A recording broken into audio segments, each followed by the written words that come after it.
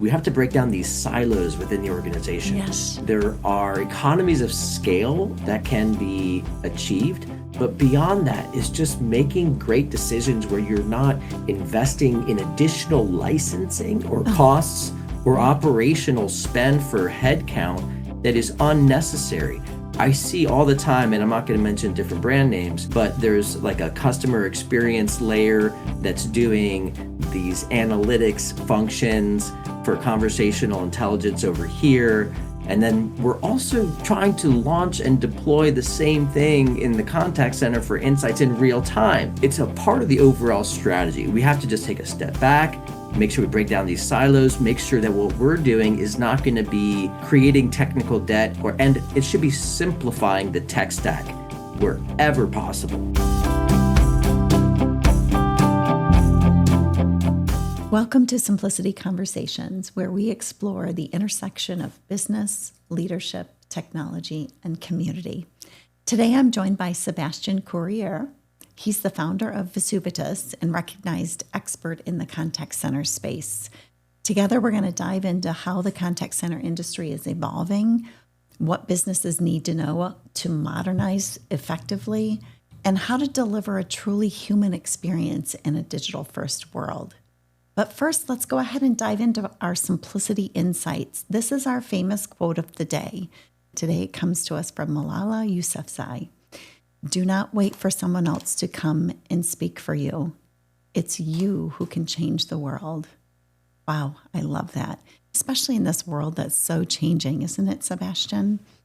Absolutely. So be sure to subscribe to Symplicity Conversations to hear more from leaders shaping the future of business and community. Sebastian, I'm so excited to have you here. We're going to have a great conversation. I'm so excited to be here. Thank you so much for hosting me today. Yeah. I've been looking forward to this for quite a few months. It's been on the calendar, so thank you. Yeah, for sure. So let's talk a little bit about your background in the contact center space and why you founded VesuvITas. Well, thank you. So VesuvITas was born out of a passion of mine.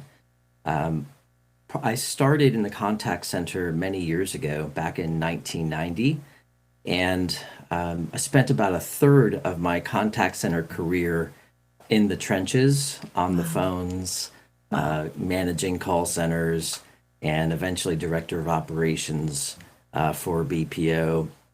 And then the next third of my career was really focused in the business side support organization, infrastructure, maintenance, service levels, and doing a lot of support for outbound testing and different products and marketing integrations, and really solutioning at the C-level for large organizations.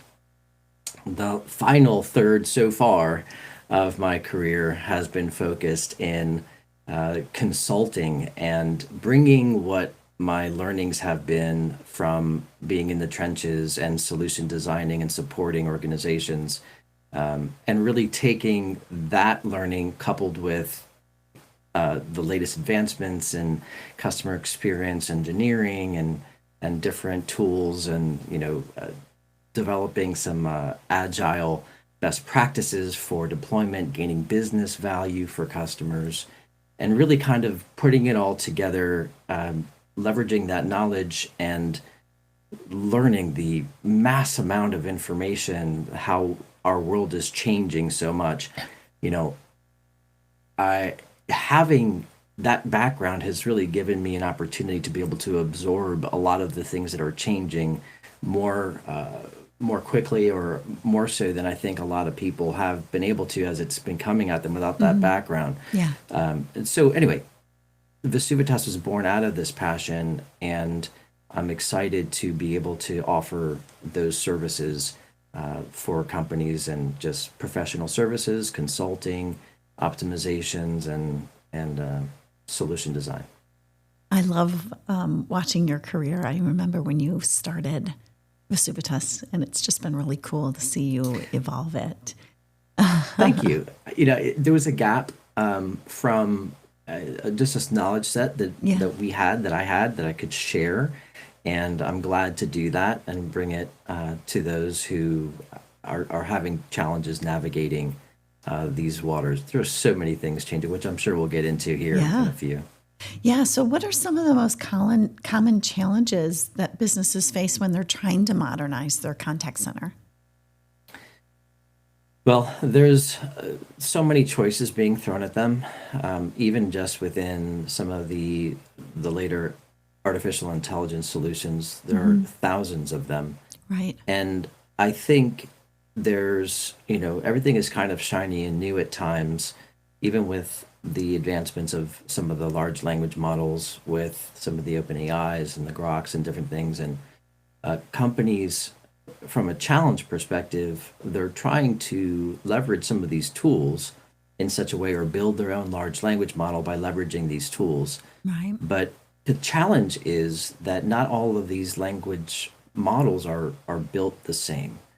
And there's, if you can imagine a XY axis of cost and latency, where there is a sliding scale between how expensive it is to use these different language models and how latent or how long it takes for some of these language models to respond.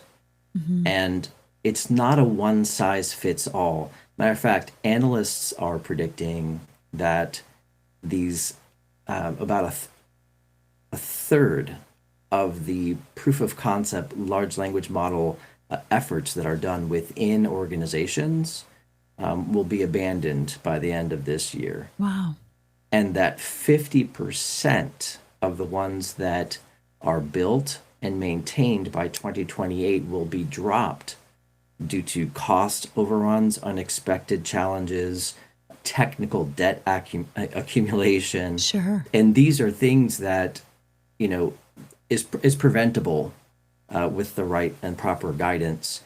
And I would say another challenge for contact center leaders is that there's a differentiation now from when, 20 years ago, you could pick, an Avaya, a Cisco, or whoever, right? And there's these fixed solutions that are kind Yeah. of packaged.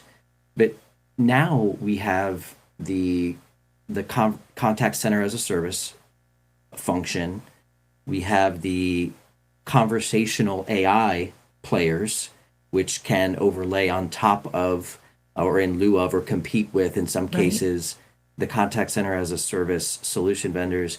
And then there's also the established but apparently emerging conversational intelligence players that are additionally a layer on top of or could be interchanged with.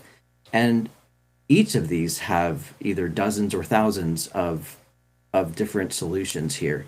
And they offer very different solutions in that some are AI agent, some are agentic. And I think really finally to wrap up the answer of your question without being too long-winded here is that because we don't have very long, is that the overall choice of all these different things and putting them together is customers and businesses and leaders don't have all the time in the world to go and research this and everything else, and they don't know what's out there. It's cliche to say they don't know what they don't know, but the truth of the matter is it's never been more true than Right. right now. I'm sure you'll agree. Absolutely. And the pace of innovation is accelerating so quickly and Oh, converging with what we're seeing in UCAS and CCAS. And CCAS and contact centers, traditionally, it was thought of a contact center being in a room with 300 cubicles, and that's a contact center.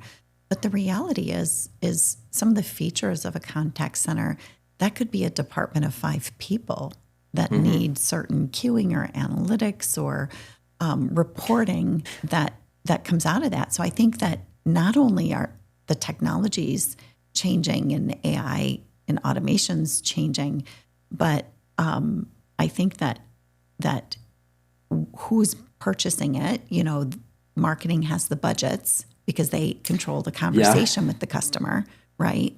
But operations really runs and tries to make the contact center efficient. And then Yeah, there's IT that they're right. supposed to be the technology purchasers, but the money really isn't in their budget anymore. You bring up a very important point. When you ask some of the challenges for contact centers, it goes beyond the contact center now Hmm. to make a good decision for the contact center. Right.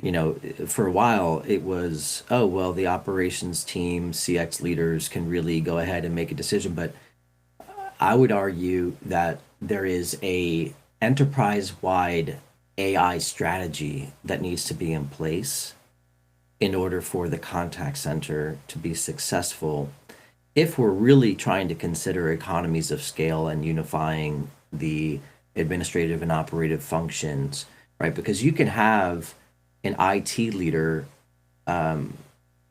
approving, from a C level down, the AI strategy, and you can have IT administrators approving, let's say, human in the loop functions from AI, self-service elements for Right. both agents and employees and customer experience, and just have the individual operational leaders, thought leader or power users, give their blessing on what should be released as what is appropriate for their knowledge set, right? It's this knowledge management situation that we're not really taking into consideration.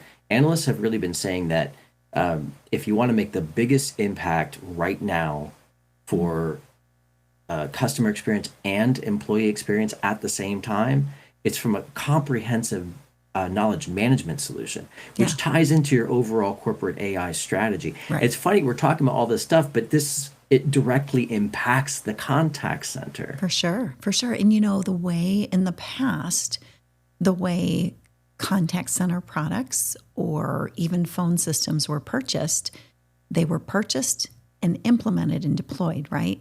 You deploy it and then the vendor walks away. But Yeah. the reality is where we are now, you have to evolve these. And I think the businesses that are being the most successful are the ones that are recognizing that, okay, my UCAS deployment's done. What's next? And how am I going to evolve it?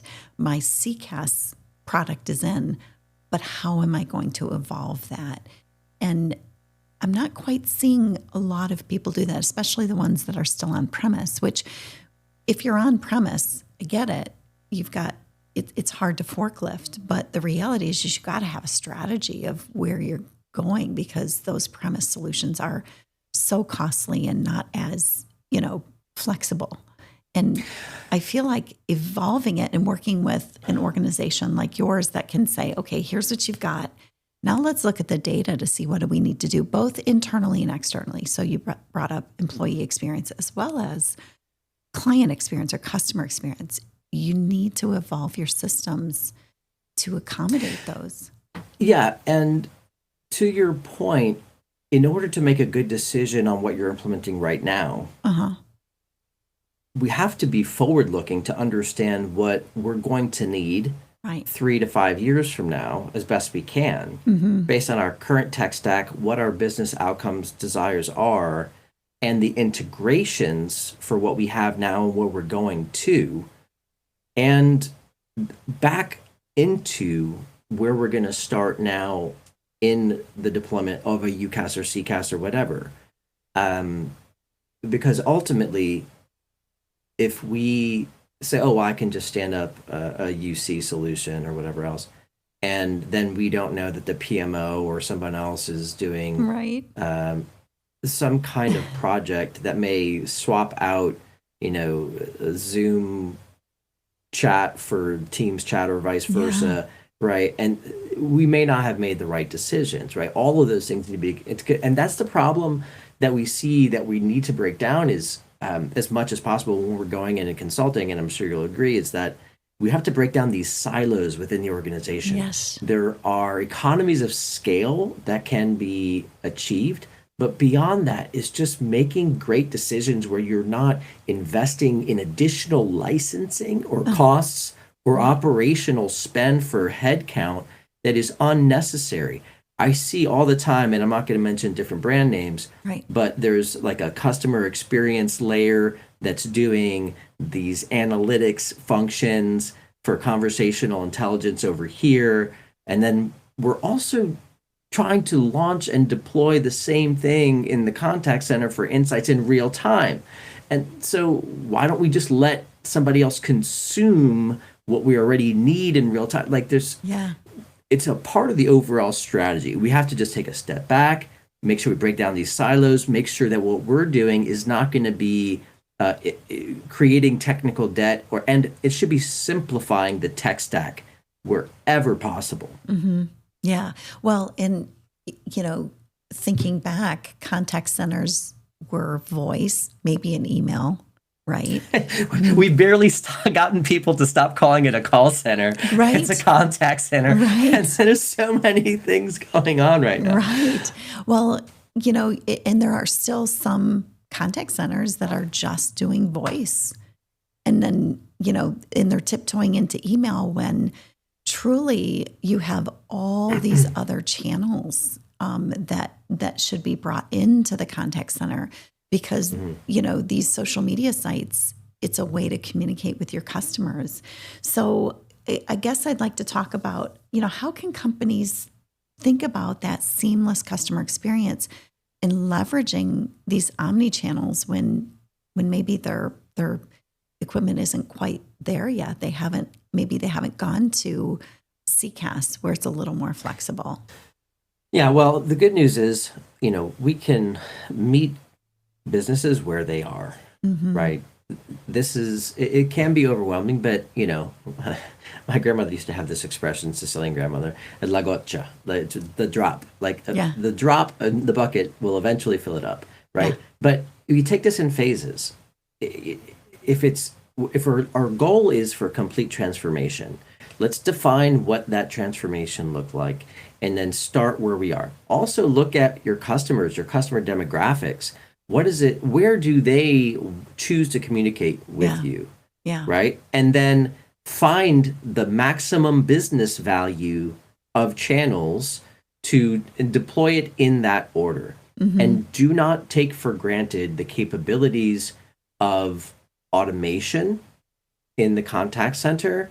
There are so many tools that are they're not expensive, Right. that can help with completing tasks or optionally calling a generative AI solution or creating for them an email crafting to help people or auto summarizing a conversation and inserting it into your CRM so that you don't have to spend 2.5 minutes after every single call, right? Yeah. Like, let's define what success looks like and add those channels.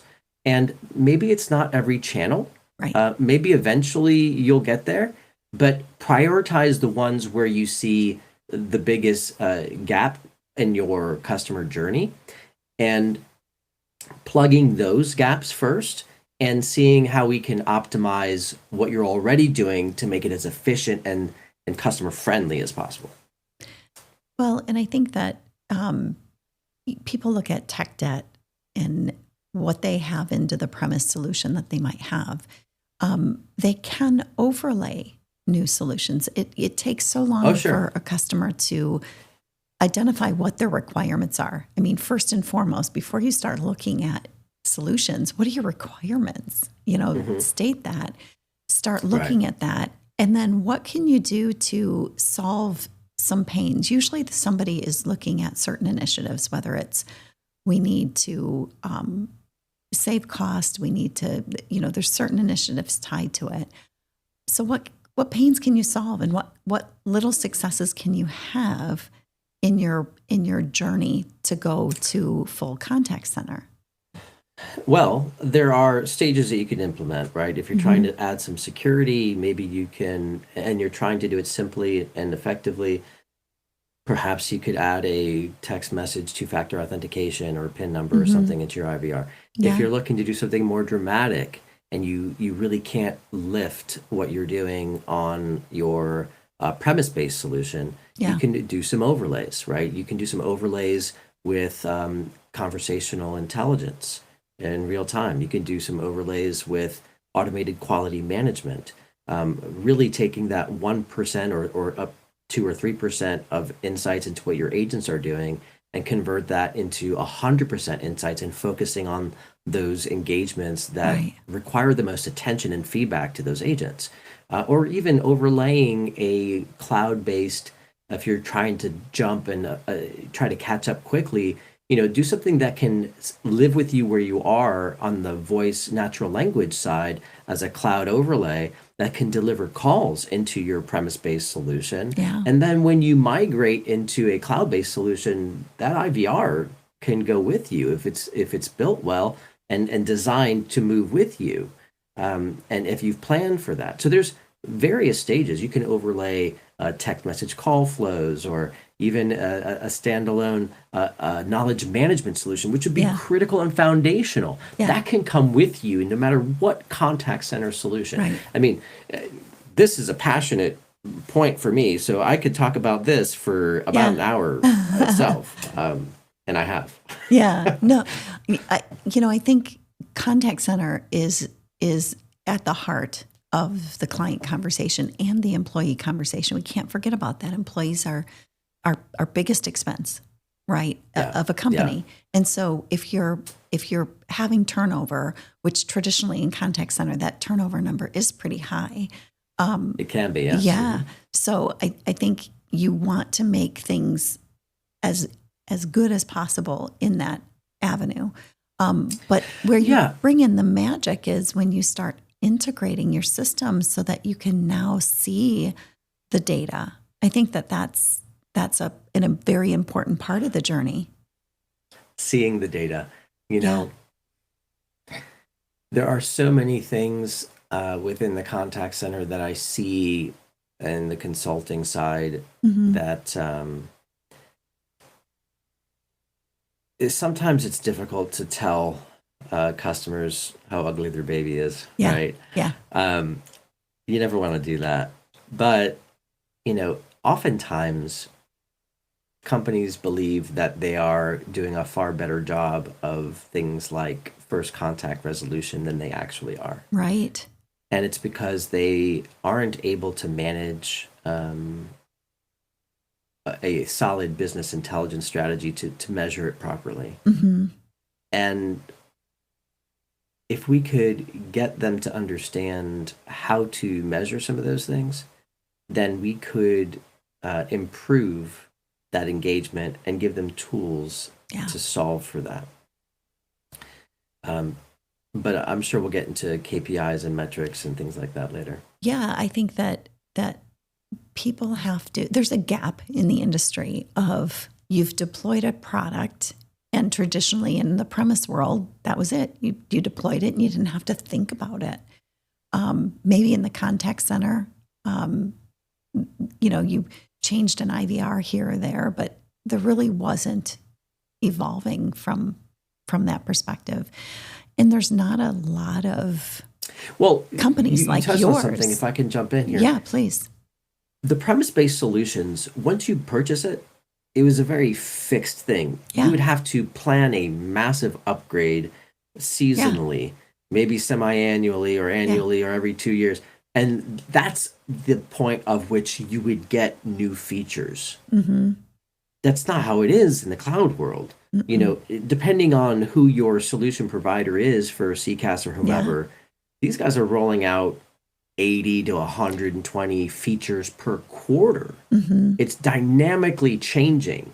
And so, whereas before in a waterfall method of deployment, once you deployed it, it was fixed, right? We can be somewhat more agile in this way where we can, as we need a product or a feature, we can consult, we can plan the work, we can turn it on just by clicking features, which is it completely transforms the way that we can help to transform the business, providing they have the solutions that can get them those features and functionality they require. And I would also argue providing they have somebody that can help them navigate that, because the providers don't. The providers put it in and thank you, you're deployed. And I love the providers, and Yeah, me too. it depends on which provider we're talking about right now. But some of the providers, they waffle back and forth between, do they want to do all their own implementations, or do they want to have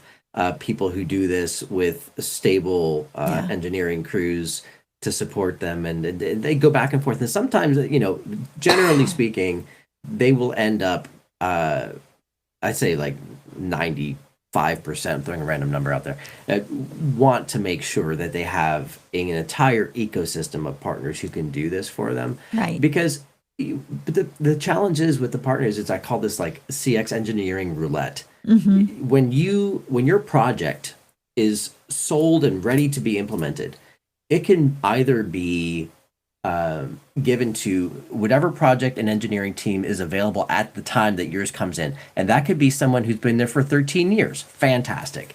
But what happens if they've been there for 13 weeks? Right. Okay. And it's a very complex thing. I mean, so there's really three parts to a successful technology replacement project. Contact center, UCAS, any CX, Yeah. DAS, otherwise, VDI, right? It's three pieces. One, making sure that you have successfully evaluated and vetted the product that you need to deploy now and to take you into the future. Right. I would argue that companies believe that they can do this on their own in many cases. Matter of fact, McKinsey has stated that 2/3 of businesses admit that they don't know how to do this. And then there's a third, 34% of these, who think that they do know, but end up coming. I've seen many of these companies come to us for help afterwards when they've failed to deploy or failed to finish deploying or had problems. And I would argue, I'm sure you would agree, Catherine, that we would want them to come to us before they've made a poor decision or a poor deployment. Because then you can't get them out of it. They're in it, and you're just trying to make, Right. something that isn't the right fit work. And You have to stop the bleeding, yeah, right? totally. Totally. And then the second piece for a successful deployment is just that: having a expert team that knows how to deploy it, can deploy it on time, on budget, and with best practices, Right. right? Just because somebody can build something doesn't mean it should be built. Right. That's why I sometimes have mixed emotions about these communications platforms as a service, right? Where companies like, oh, well, I've got all these tools, I'll just build it because I have engineers. Right. Like, that's not how that works. No. And they find out later. Yeah. But you have an expert team, they deploy it properly, then it's well integrated. You'll have so much success. I have a success story just about that alone, which I'll share with you a little bit later if you give me some time. But the third piece of a successful deployment is support day 2 hypercare plus, Yeah. right? What are you going to do after that deployment, right? Do you really, really want to open up a support ticket, wait 2 days for a response if you need something right now, and then, oh, well, that's a professional services engagement. Please get with your account executive. Oh, you don't have that account executive anymore. Let's go ahead and give you a new account executive. Oh, let's order and then let's scope out this SOW. It's an IVR flow. It's a simple change. Can't you just, right? So if you can have a support team that's available to you, that, 15, 10, 20 hours a month, whatever you need, that can quickly answer a question, go in there, roll their sleeves up and solve a problem for you, then the support organizations from these providers make a lot more sense and function. Otherwise, it causes frustration. And if you're there during the deployment, you don't have to educate somebody on what you have. They were there. They helped you pick it. They helped you deploy it. There's often phases. Huge value. Yeah, there's huge value. It's not, you can stay there. Okay, now we've gotten phase 1 done. Let's go phase 2, phase 3, phase 4, and see that transformation through to completion.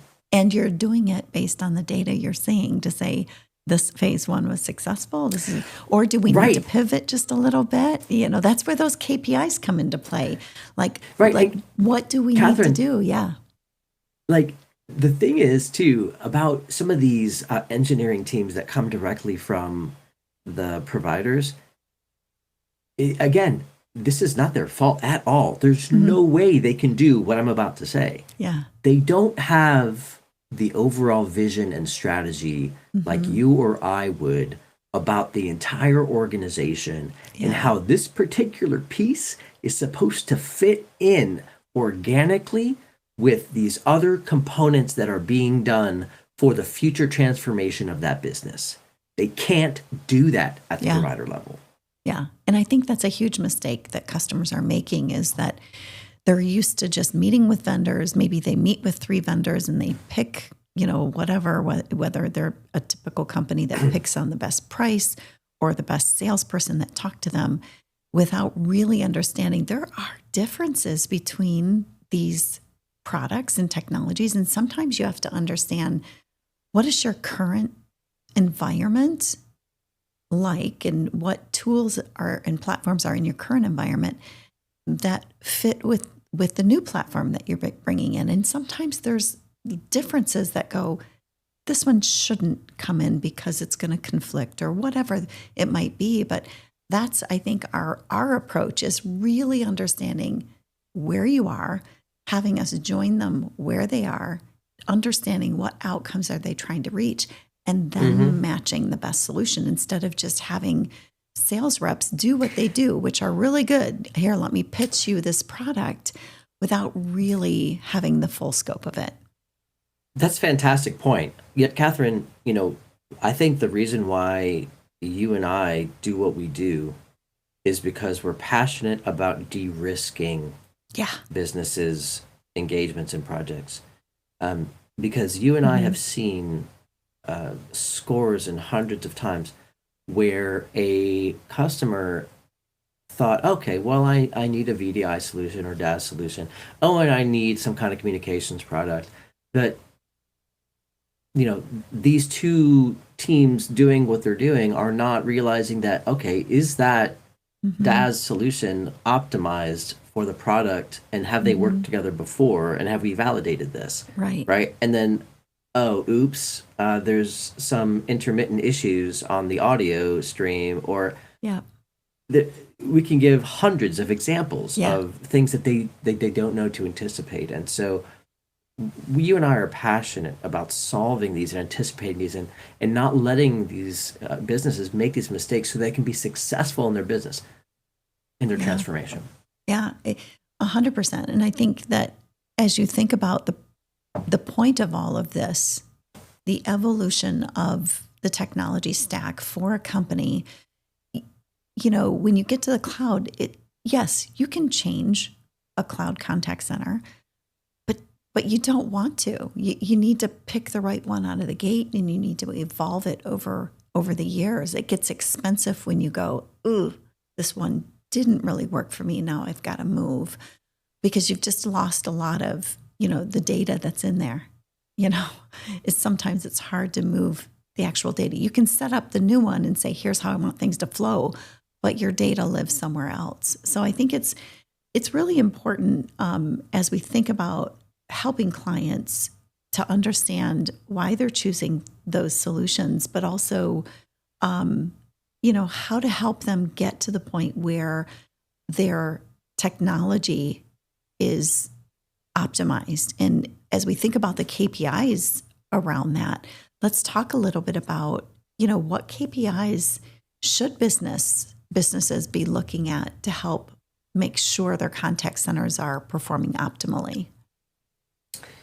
Well, we started talking a little bit about first contact resolution from Hmm. a, what KPIs are important. Right. It's important to also measure these KPIs properly.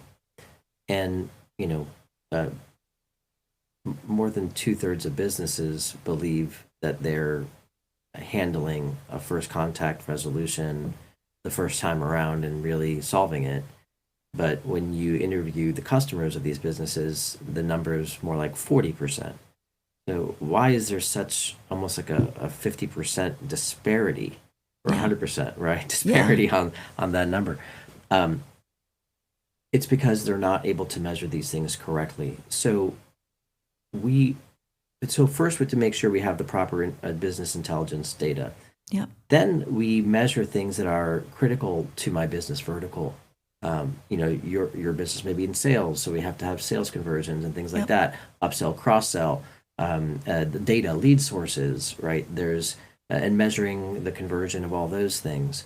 There are things like I would say the service levels are very universally important, especially if you're doing any kind of public sector type work or even just regular customer service, making sure you have your service levels set correctly. I think you also uh, want to look at your estimated wait time. Mm-hmm. If you're having people getting abused, um, and I think in this age of customer experience, it's often overlooked, and I think people tend to, or businesses and customer service leaders, maybe not customer experience leaders, but they tend to want to grade people or by this average handle time. Now, average handle time is an important metric to monitor, Mm-hmm. but you don't want to grade your agents by it. Because if you grade your agents by how long they've been on the phone, then they're incentivized to hang up with that customer sooner than they need to. And I've tragically seen agents accidentally hanging up on people just so that they can have their average lower. And that's not a great customer experience. Mm-mm. So we need to give them the tools Yeah. to allow these customers to self help where they need Yeah. and give the agents the tools that they need so that they can take the time so that you're not micromanaging on things like average handle time. Um, there's so many more metrics we can Yeah. dive into. Maybe we can do a whole show on that. Exactly. Well, and I think, incentivizing, that's a great point. How are you incentivizing your employees, especially Mm, in contact centers? They tend to have a higher turnover rate. So you have yeah. sometimes people that don't have a lot of tenure in that position, and they're looking at your incentives, or what am I rated by? So, I think if you had to give, I can't believe we have to start wrapping up, but if you had to give Oh one my piece of goodness. advice to companies trying to improve their contact center operations, what would it be? One piece of advice. One piece of advice. Well, culture for the organization Hmm. comes from the C level. Yeah. If you don't have a culture inspiring those beneath you to deliver a great customer experience, then it will never get down to the agent level as a directive.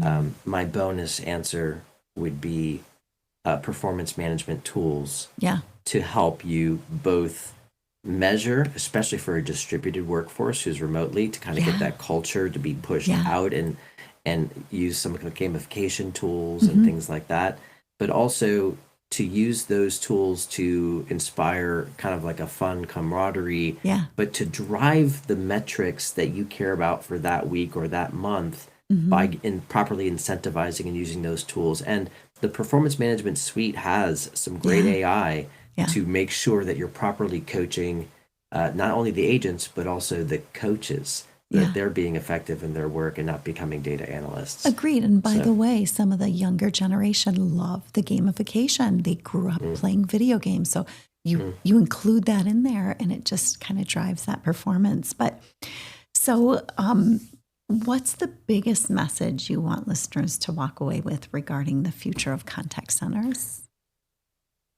Well, it's changing dramatically. Even now, like I mentioned, the future of contact center, it already has contact center as a service providers.